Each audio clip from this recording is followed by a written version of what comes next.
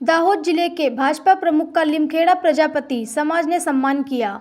गुजरात के दाहोद जिले में जब से भाजपा प्रमुख श्री स्नेहल भाई धारिया के नाम की घोषणा हुई, तब से जिले के सभी संगठनों और सभी समाज के लोगों ने सम्मान कर रहे हैं। आज लिमखेड़ा से भी सभी प्रजापति समाज के लोगों ने जालोद रोड स्थित रामदेवजी पीर मंदिर पर एकजुट होकर शाल देकर और माला पहनाकर भाजपा प्रमुख श्री स्नेहल भाई धारिया का सम्मान किया।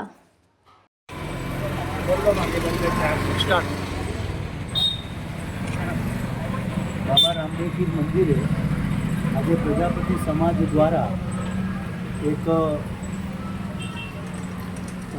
सन्मान कार्यक्रम योजવામાં આવ્યો છે।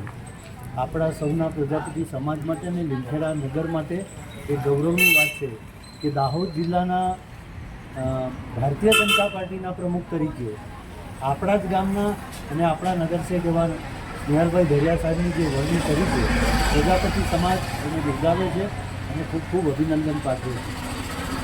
ભારત માતા કી જય।